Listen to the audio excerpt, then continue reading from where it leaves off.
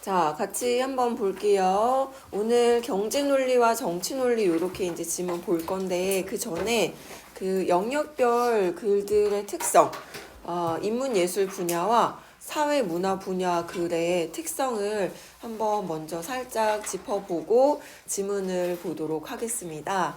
내용이 어렵진 않지만 미리 한번 봐두지 않으면 좀 헷갈릴 수 있어서 한번 확인해 둔다 이렇게 생각하면 될 것 같아요. 교재 속에 두 장의 프린트가 조그만 게 들어가 있을 텐데 비슷하게 생겼지만 서로 내용이 조금 달라요. 첫 번째 인문예술 분야의 글의 특성과 그다음 두 번째 사회 문화 분야의 글의 특성 이렇게 이제 두 개의 페이지가 들어가 있습니다.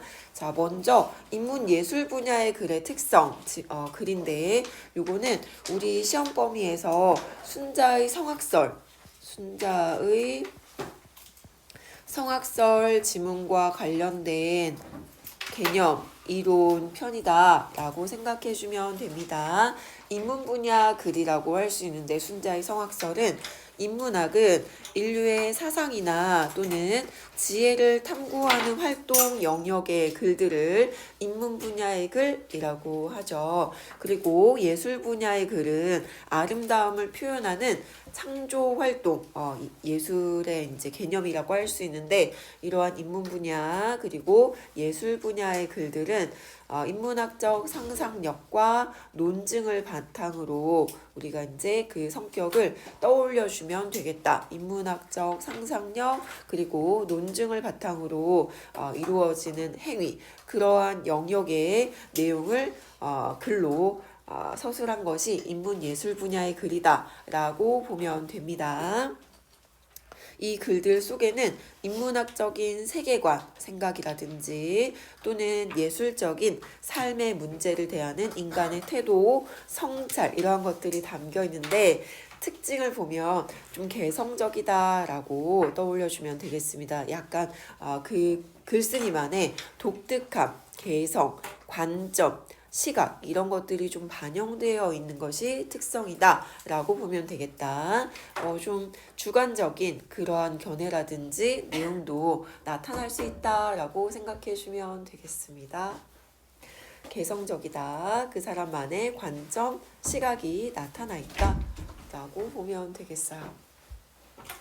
자, 어떤 영역이 인문예술 분야의 글들로 포함될 수 있는지 한번 보니까 종교적인 거, 종교, 언어, 지금 인문예술 보고 있어요. 종교, 언어, 철학, 역사, 문학적인 글들은 인문 분야라고 할 수 있고 미술이나 음악, 연극, 무용 여기에서 이제 건축도 예술 분야에 해당하는구나 라고 그 영역을 좀 이렇게 정리해 주면 되겠다.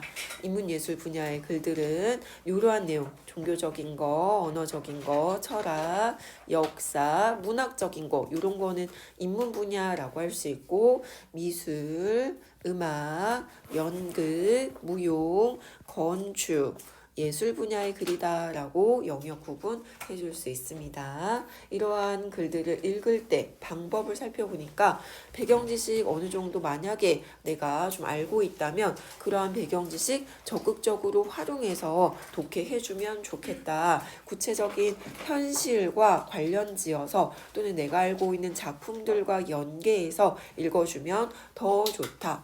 그리고 이러한 인문예술 분야의 글들을 자신의 상황이나 또 자신의 어떤 현실적인 문제에 적용하면서 평가해보는 것도 괜찮은 방법이다. 그리고 삶에 대한 성찰, 그리고 인간에 대해서 이해할 수 있게 해준다는 거, 가치관을 정립할 수 있게 해준다는 점들이 이러한 인문예술 분야의 좋은 점, 실제적으로 도움이 되는 그런 효용이라고 볼 수 있겠다. 이렇게 인문예술 분야의 글의 특성을 한번 살펴봤고요. 자, 그리고 다음 페이지로 넘어가면 사회문화 분야의 글 개념이 정리가 되어 있는 페이지가 있을 거예요. 그것도 살짝 같이 한번 보도록 하겠습니다. 자, 문화 분야의 글의 특성 보니까 사회문화 분야의 글은 어떠한 그 글들을 사회 문화 분야의 글이라고 할 수 있냐면 인간이 모여서 구성하는 사회 그리고 그 사회 안에서 이루어지는 다양한 현상들을 탐구하는 글들을 사회 문화 분야의 글로 영역 구분할 수 있다. 그런데 이러한 글들은 다른 영역과 좀 차이가 나는 지점이 사회 현상 문제를 다룬다는 거, 사회적인 행동에 대해서 서술한 글이라는 점에서 인간의 사상을 다루거나 삶의 문제를 다루는 인문예술 분야와 좀 구별되고 또 인간 사회를 다룬다는 점에서 사회 현상이나 자연 현상이나 또 그 응용을 다루는 과학기술 분야와도 좀 구별된다. 해서 사회 문화 분야의 글은 사회, 인간이 모여서 이루는 사회, 그리고 그 안에서 이루어지는 다양한 현상들을 다루는 글들을 사회 문화 분야의 글이라고 한다. 구체적인 영역들, 세부 분야를 살펴보면 여기 조금 이제 문제 풀 때 활용도가 어느 정도 있겠다. 교육, 인류, 법, 경제, 정치, 언론, 문화, 사회, 지리, 심리도, 심리도 사회문화로 들어가네요. 심리적인 거, 지리와 관련된 내용, 이런 것들이 모두 사회문화 분야의 세부 분야다라고 한번 봐주면 되겠습니다. 확인해준다. 이렇게 생각하면 되겠다. 그러면 이런 분야의 글을 읽는 구체적인 방법은 사회문화 분야의 글에서는 사회문화 현상을 관찰 그리고 그 성격을 규정한다. 문제 제기한다. 사회 문제에 대해서 이런 것들이 좀 문제야 하고 제시를 해준 다음에 그 문제 제기에서 끝나는 게 아니라 그 문제를 어떤 방법으로 해결할 수 있을까? 해결 방법 제시해 준다는 특성이 있다. 문제 제기, 해결 방안 제시. 그리고 글쓴이만의 주관적인 관점 또는 이념이나 신념, 생각에 따라서 사회현상의 성격에 대해서 규정하거나 또 이 문제의 원인은 이러이러한 것들 때문이다. 그래서 이러한 대책, 해결 방법이 필요하다 등등의 좀 주관적인 그런 주장이, 견해가 제시될 수 있는데 그러한 주장이 논리적인지, 이치에 맞는지, 타당한지 이러한 것들에 대해서 좀 비판하면서 따져가면서 있는 태도가 필요하다. 사회적인 문제에 대해서 해결 방법 제시하는데 그것이 좀 주관적일 수 있으니까 주관적인 그 주장이 논리성을 가지고 있는지 타당성이 있는지 따져가면서 근거를 가지고 비판하며 있는 태도가 필요하다. 그리고 이러한 글들을 읽을 때는 사회 문화 현상에 대해서 접근하는 방식에 대해서도 파악하고 글쓴이의 방식 그리고 글에 반영된 사회적인 요구 사람들이 어떠한 것들을 요구하는지 그리고 신념도 같이 함께 파악하며 읽을 필요가 있다. 역사적인 인물이 제시된다면 또는 사건이 제시된다면 그러한 것들에 대해서 이제 사회 문화적인 맥락 속에서 그 인물의 행적이라든지 사건을 파악할 필요도 있겠다. 사회 문화 분야와 관련지어 독해하는 태도가 필요하다. 논리성, 논리적인지 타당한지 비판하며 읽는 태도가 필요하다 해서 관련 개념들 살짝 확인해 두었습니다. 한번 읽어두면 어렵지 않고 만약에 이제 전혀 이렇게 좀 관련지어 먼저 공부해 두지 않으면 좀 헷갈릴 수 있어서 확인해 둔다라고 생각하면 되고요. 자, 교과서 지문 정치논리와 경제논리 지문 보도록 하겠습니다. 글의 종류는 정치 논리와 경제 논리에 대해서 정보 전달을 목적으로 하는 설명문이라는 점 체크해 둡니다. 이 글쓴이의 주관적인 견해를 제시하고자 하는 것이 아니라 정치 논리가 무엇인지 경제 논리가 무엇인지 각각의 특성에 대해서 또 차이점에 대해서 정보를 전달하고자 하는 의도의 지문이에요. 그래서 설명문입니다. 순자의 성악설 지문도 설명문이었어요. 성악설은 순자의 견해이고 그 견해에 대해서 글쓴이는 알려주는 걸 목적으로 합니다. 그래서 두 지문 모두 설명문이다 라고 체크해 둡니다. 설명문입니다. 정보 전달을 목적으로 한다. 마지막에 보면 아주 약간 한두 문장 정도 이 글쓴이의 주관적인 의견이 살짝 덧붙기는 하지만 전체적으로 봤을 때 정치 논리가 무엇이고 경제 논리가 무엇인지 설명해 주려는 의도를 가지고 있다라고 보시면 돼요. 설명문입니다.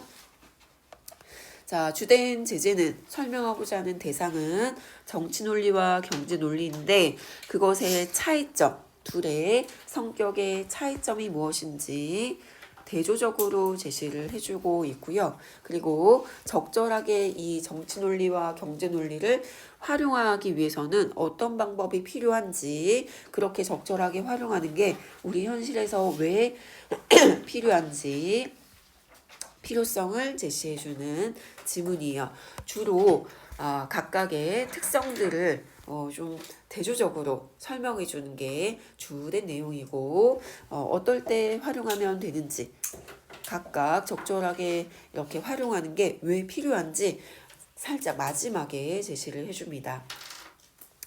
정치 논리, 경제 논리라고 하는 이런 개념이 추상적이고 약간 좀 관념적일 수 있어서 이 정치 논리와 경제 논리의 차이점을 좀 더 구체적으로 설명해 주기 위해서 정치 논리를 활용하는 대표적인 사람, 그 영역에서 활동하는 사람이라고 할 수 있는 정치인의 속성과 경제 논리의 그 어떤 방법으로 좀 더 그 실제로 그 경제 논리로 실제 현실에서 어떤 문제를 해결하는 대표적인 사람이라고 할 수 있는 경제인 어떤 사람으로 바꾸어서 설명해주는 방법을 사용했어요. 이해를 돕기 위해서 좀 더 구체화시키기 위한 방법이다라고 보면 됩니다.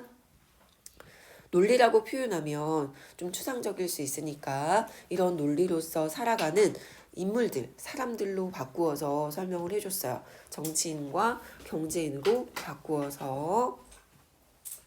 그리고 이 정치인과 경제인, 정치인은 정치 논리로, 경제인은 주로 경제 논리로 활동을 하게 되는데 그 각각의 차이점을 중심으로 대조해서 설명을 해줍니다.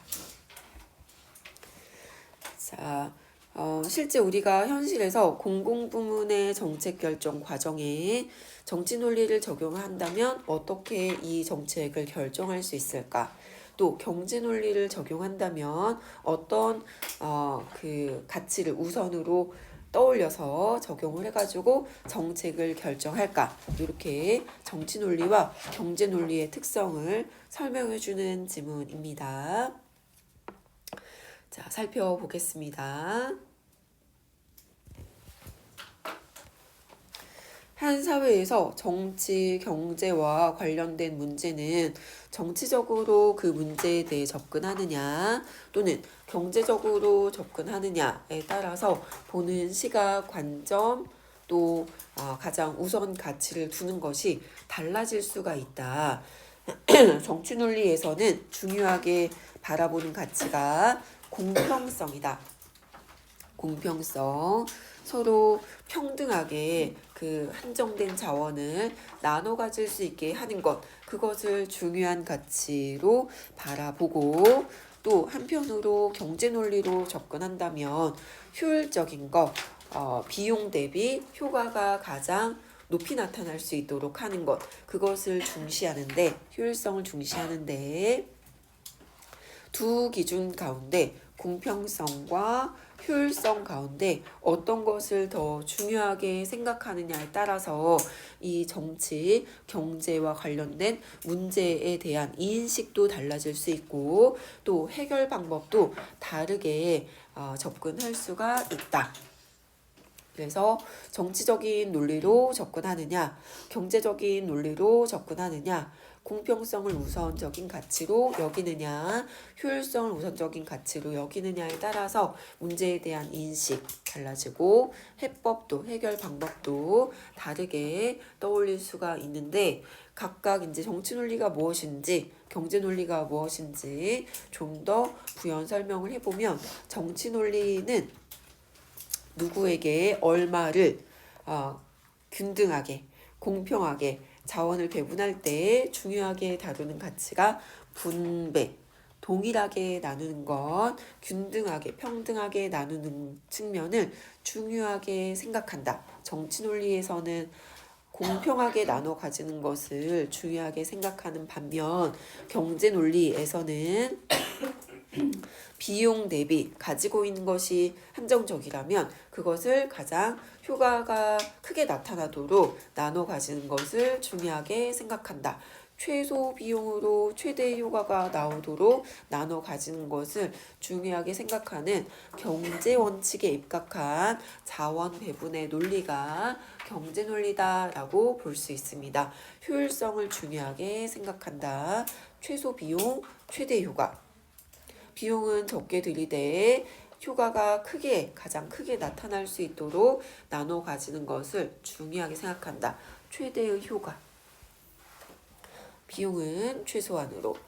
이런 가치를 우선적으로 생각하는 논리가 경제 논리다라고 볼 수 있네요. 그런데 이렇게 이제 논리라는 표현을 사용하니까 좀 추상적이에요. 이 정치 논리로 살아가는 사람이 대표적으로 정치인, 경제 논리로 살아가는 사람이 그 영역에서 활동하는 대표적인 사람이 경제인이다. 기업가 같은 사람들을 좀 떠올려주면 되겠다. 또는 경제적인 그런 어떤 현상에 대해서 이론적으로 설명하고 분석하는 그러한 이제 전문가를 떠올려주면 되겠다. 경제 전문가. 정치 논리와 경제 논리는 일반적으로 정치인과 경제인에게서 잘 드러나는데, 여기에서 정치인이란 사회적인 의사결정에 합법적인 권한을 갖고 있다. 결정의 권한을 가지고 있다라고 특성을 체크해 볼 수 있습니다. 정치인은 어떤 결정 권한을 가진 사람입니다. 그런 공직자를 뜻하고, 그리고 경제인은 공공정책에 대해서 분석도 하고, 또 이 정책에 대해서 진단도 하고 수립하고, 이 정책에 대해서 평가, 긍정적인 평가 또는 문제 있다라고 부정적인 평가를 할 수 있는 그러한 이론을 가지고 있는, 분석 기술을 가지고 있는 경제 전문가를 의미한다. 분석, 진단, 수립, 평가. 분석, 진단, 수립, 평가. 경제 전문가가 경제인이다. 해서 정치인과 경제인. 그렇다고 해서 물론 사회적인 쟁점에 대해서 모든 정치인이 정치적인 논리로만 접근하는 것도 아니고, 그것을 주장하거나 또는 모든 경제인이 경제의 논리로만 사고하고 판단하는 것은 아니다. 너무 이분법적으로 바라보는 것은 문제가 있지만, 경제 논리를 내세우는 정치인이 있을 수 있고, 또 정치 논리에 좌우되는 경제인도 있을 수 있어. 해서 영역을 넘나드는 그러한 이제 그 활동을 하는 사람들도 있죠. 경제인이지만 정치 논리로, 정치인이지만 경제 논리로, 이렇게 영역을 왔다 갔다 할 수도 있지만, 그러나 일반적으로 여기서는 정치인이라면 주로 정치 논리로 접근하며 정치 활동을 할 것이고, 경제인이라면 경제 논리로서 이 사회 문제를 바라보는 것이 일반적일 것이다 라고 전제합니다.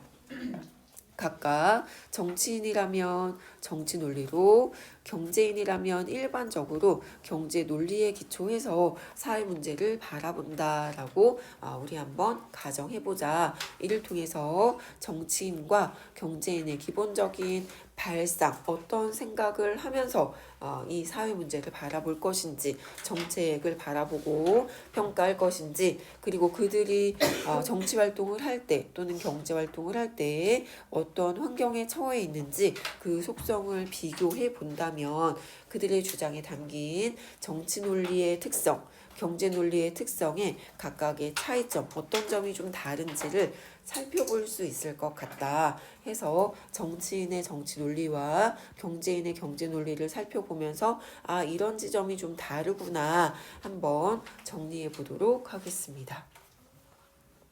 정치인의 특성은 선거라는 과정을 통해서 국민들에게 그 권력을 빌린 사람들이다, 위임받았다라고 하면 실제로 그들이 소유한 것은 아니지만 그 권한을 넘겨받았다, 빌렸다라는 뜻의 단어입니다. 선거를 통해서 투표라는 과정을 통해 국민들이 이 사람에게 우리의 권력을, 우리의 어떤 권리를 넘겨주어도 되겠다라고 해서 가장 많은 이제 득표를 얻은 그런 이제 정치인에게 그 권한을 넘겨준 거다. 그러니까 이 정치인은 국민들의 그 권한을 위임받아서 빌려서 대신 그 권한을 행사할 수 있는 사람들이다 라고 보면 되겠습니다. 이러한 의미에서 본다면 이들은 자연인의 상태라기보다는 자연인의 뜻은 왼쪽에 어휘풀이를 좀 주석을 참고해보면 자연인은 법에서 이제 정해둔 겁니다. 권리의 주체가 될 수 있는 자격을 인정하는 그런 대상이라고 할 수 있고, 근대에 정해진 그 법 이후로 모든 인간이 태어나자마자 죽을 때까지 완전한 권리를 행사할 수 있도록 인정을 해준 인간이다, 이런 뜻입니다. 권리를 가진 인간이다. 법에서 정해두었다. 권리를 가진 인간. 법적으로 인정받은 존재, 법적으로 인정해줬어. 권리를 가진 인간이라고 규정해준 그러한 이제 사람들을 모두 자연인이라고 볼 수 있다. 권리의 주체가 될 수 있는 인간이다. 권리, 주체, 자격, 인정. 그 권리를 법적으로 인정해줬다. 법적으로 인정해주었다. 근데 법 이후로 법이 인정해주었다. 법, 인정. 권리를 행사할 수 있는 존재다, 이런 뜻인데 그것보다 조금 더 큰 개념이라고 보는 게 좋겠다. 그 권력을 다 넘겨받은 약간 집단적인 기관이라는 의미로 정치인을 바라볼 수 있겠네요. 한 사람 한 사람의 개인이라기보다는 그 권리를 한꺼번에 다 가지고 있는 일종의 이제 기관이라는 의미로 정치인 한 사람이지만 일종의 기관이다. 그 한 사람 한 사람의 권력을 하나로 다 모아서 행사할 수 있는 그런 권한을 가진 사람이 정치인이다라고 볼 수 있는데 이 정치인은 국민 투표 사안을 제외한 국민 투표는 한 사람 한 사람의 개인이 행사를 하지만 그것을 제외한 모든 이제 사회적인 의사결정이 필요한 문제에 대해서 이 주권자, 국민들, 한 사람 한 사람의 그 개인, 국민들을 대신해서 그 문제를 결정할 수 있는 권한을 가진 권력기관이 정치인이다라고 할 수 있겠네요. 국민들의 권한을 많은 권한을 다 넘겨받았어. 위임받았어. 그래서 그 주권자를 대신해서 투표는 한 사람의 국민, 개인이 하지만 그것보다 더 큰 권한을 정치인이 가지고 있다라고 볼 수 있습니다. 그래서 권한 대리인, 이렇게 보면 되겠다. 국민들의 권한을 대리해서 행사할 수 있는 사람, 결정권을 가진 사람, 이렇게 정치인을 정리해 볼 수 있겠어요. 그리고 반면에 경제인은 어떤 특성을 가지고 있냐면 이 주권자 국민들을 대신해서 권리 가지고 있는 국민들을 대신해서 사회적인 의사결정을 할 수 있는 권한은 없어. 결정 권한이 없습니다. 왜냐하면 정치적인 활동을 할 수 있는 사람은 아니어서 권한도 없고, 그리고 만약에 어떤 결정을 했다 하더라도 그것이 합법적이지 않아 법적인 효력이 없어요. 그죠? 하지만 이들이 이제 의미 있는 활동을 하는 사람들이다 라고 볼 수 있는 이유는 전문가예요. 경제적인 어떤 이론이라든지 어떤 정책에 대해서 분석할 수 있고 또 평가할 수 있고, 그래서 의미가 있다. 이 경제인은 시장 경제 체제에서 인간 활동의 동기, 이유나 원인이라고 할 수 있는 여러 가지 경제 활동 행위에 대해서 경제 활동의 동기, 이유나 그리고 원인, 인간 활동 이제 영역 중에서 경제 행위, 인간의 활동 동기는 여러 가지가 있겠지만 그 중에서 경제적인 행위에 대해서 아주 전문적인 이론을 가지고 있어요. 그래서 그 전문적인 이론, 지식을 바탕으로 인간의 이 경제 행위에 대해서 또는 경제적인 어떤 현상, 상황에 대해서 분석하거나 기술 쓰거나 그러한 이제 전문적인 그 이론이 있다. 분석 기술을, 스킬을 보유하고 있어서 정치인이 어떤 결정을 할 때 경제적인 이론이나 또는 여러 가지 전문 지식이 좀 없어가지고 판단을 잘 내리지 못할 때, 정책 결정 권한은 가지고 있지만 그 정책을 여러 가지 이제 따지는 상황에서 어려움을 겪을 때 그 결정에 대해서 도움이 되는 대안을 제시해 줄 수 있다. 해서 요건 이제 앞에 나와 있는 내용을 참고로 한 번 더 정리했어요. 이 페이지에서 앞에 이제 넘어갔으니까 잘 기억이 안 날까봐 한 번 더 정리한 거라 내용은 동일합니다. 여기에서 선생님이 살짝 정치 논리와 경제 논리를 좀 분류했는데 요 내용이 뒤에도 한 번 더 정리가 되어 있어요. 한번 살펴볼게요. 이 정치 논리의 대표 인물은 정치인, 공직자라고 할 수 있는데 공평성, 형평성을 좀 중요한 가치로 바라볼 수 있고, 정치적인 평등을 중요한 가치로 가지고 있는 사람들, 자원을 배분할 때 분배를 중요하게 생각하는 그러한 이제 관점을 가지고 있었습니다. 경제 전문가, 경제인은 경제 논리로 활동하는 사람들이고 효율성을 중요한 가치로 바라봐요. 경제적인 자유에 대해서 중요한 가치로 여긴다. 최소 비용, 최대 효과를 즉 효율성을 중요하게 생각하는 그러한 활동, 그러한 가치를 가지고 활동하는 사람들이 경제인이다라고 볼 수 있습니다.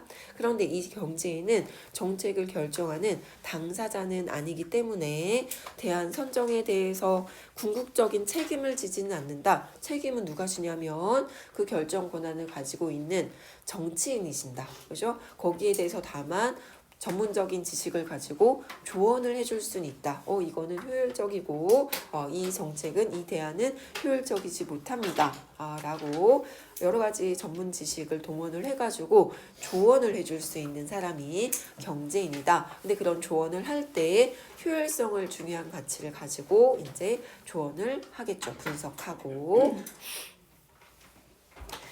자, 그러면 각각 정치인과 경제인이 정책에 대해서 이제 따지고 들어갈 때 또는 어떤 정책을 시행을 할지 뭔가 판단을 할 때 정치인과 경제인이 어떻게 이제 판단을 하는지 살펴볼게요. 자, 정치인은 정책에 대해서 살펴볼 때 투입을 중요하게 생각한다. 투입의 관점에서 바라본다. 얼마만큼의 예산이 누구에게 투입될 것이냐, 이런 것들 좀 중요하게 본대요. 들어가는 게 얼마냐, 들어가는 것이 어떤 것들이냐, 이런 것들을 좀 중요하게 본다. 투입의 관점에서 보는 반면 경제인은 투입 대비 나오는 것, 효과의 측면에서 바라본다. 경제인은 효과를 중요하게 생각합니다. 경제인은 효율성의 원칙에 따라 투입 대비 이제 나올 수 있는 그런 효과가 얼마만큼 크냐, 이런 것들을 이제 따진다. 효율성 원칙에 따라서 여러 가지 정책을 수립하고 예상되는 그 정책의 효과를 기준으로 정책의 우선순위, 어떤 정책이 더 좋은 정책인지, 효율적인 정책인지 우선순위를 따진대요.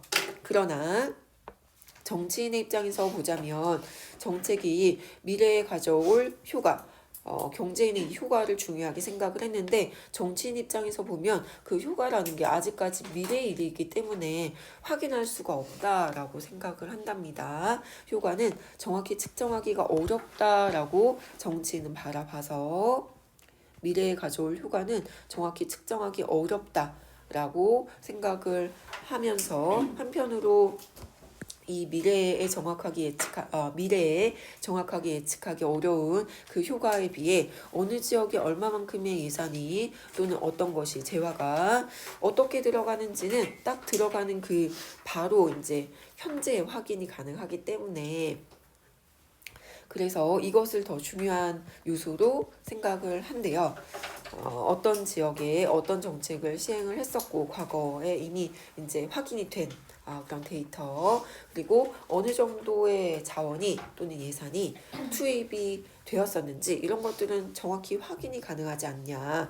따라서 정치인은 유권자 투표 권리를 가지고 있는 그런 이제 국민들에게 또는 지역민들에게 제시하기 쉬운 확인시켜주기 좋은 투입을 기준으로 어떤 정책에 대해서 평가한다. 여러 가지 대안이 있을 때 투입을 어떤 예산을 어떤 지역에 어떻게 분배할 수 있는지 이런 것들을 살펴보고 정책을 결정하는 경향이 있다고 합니다.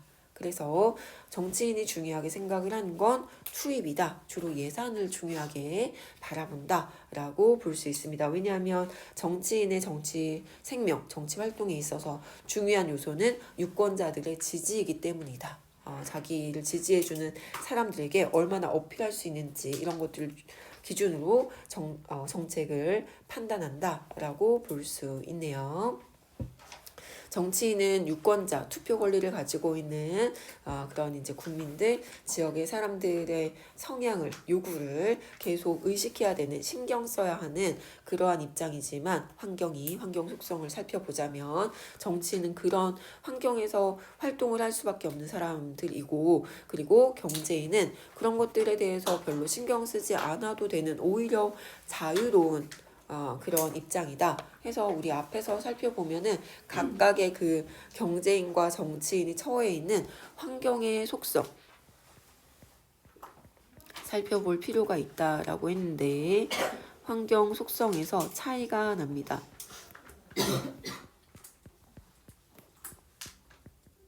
활동 환경에서 정치인은 유권자들을 계속 의식해야 되는 환경에서 활동을 하고 경제인은 그런 유권자들 신경 쓸 필요가 없는 입장 그런 환경에서 활동을 하기 때문에 어떤 것을 우선으로 보느냐도 좀 달라지게 되었다라고 볼 수 있습니다.